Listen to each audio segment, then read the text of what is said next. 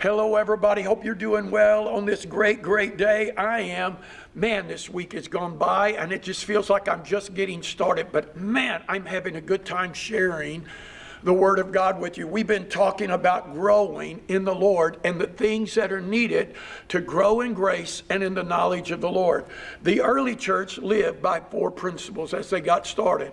They continued steadfastly, according to Acts chapter 2, verse 41 through the end of the chapter. They continued steadfastly in the apostles' doctrine.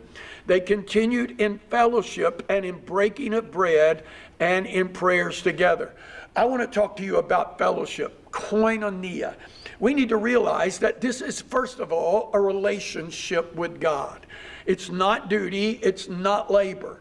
In the book of Matthew, chapter 11, I believe it is, in the 28th verse, Jesus speaks these words to the people. He said something like this in that chapter, that the kingdom of heaven suffereth violence, and the violent taketh it by force. But then he turns around and he says, come unto me, all you that labor and are heavy laden, and I will give you rest. Take my yoke upon you and learn of me, and you will find rest for your soul. So what Jesus says to is this. The yoke talked about a labor. It was, in that day, a yoke was the thing that connected a couple of ox together. And a plowman would hook up to that yoke, and he would follow behind those ox as they would pull. And Jesus was saying this, listen, don't yoke up with the world, yoke up with me, and you'll find rest. If you're going to do it the world's way, it's going to be very difficult. But if you'll come to me, I'll give you rest. And then he said, learn of me, and you'll find rest for your soul. What Jesus is saying is, I don't want it to be a labor. I want us to be in a relationship together. I want you to know that now you're my friend, that now you're a joint heir with me, and that we're in this together. I'm not doing this alone. God literally wants to walk with me in this moment of time. It's a fellowship with him that I can come and I can visit with the Lord, and he visits with me. Let me say it different. I can talk with the Lord and God talks with me. So first of all, it's a relationship with him. But then secondly, it's in koinonia, it's fellowship and relationship. And I know I'm giving you just a small bit with others.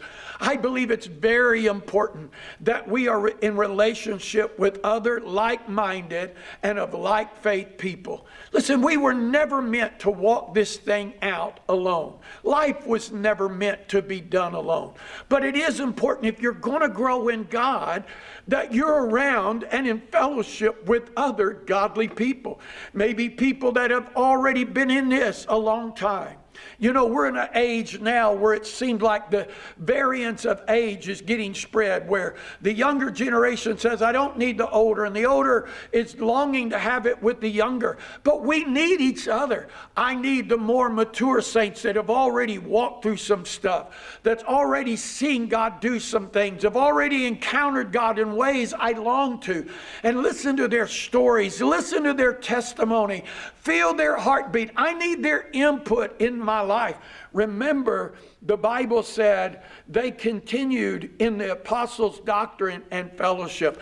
They hung out with those more mature people. I believe that's the importance of the church.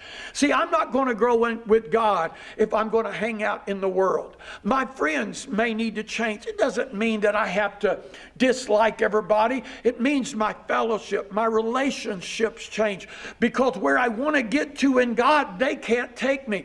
I may have to change who I'm running with. I may have to change who I'm looking to, and begin to find some men and women of God that I can find in the local church, that I can come and get connected to a local pastor, that I can come and get connected with more mature people that will help me walk this thing out. That's why Jesus said to even us that have been in this thing a long time, he said, go make disciples. See, there's some of you been in this a long time. We need to be helping the others grow. And as we give away what we've got, it just seems like it continues to increase me and increase you. So we need each other. If we're going to grow in the Lord, I want to say it to you again, friend, you can't do it without other godly people in your life. Come on, let's do this thing together and grow in the Lord.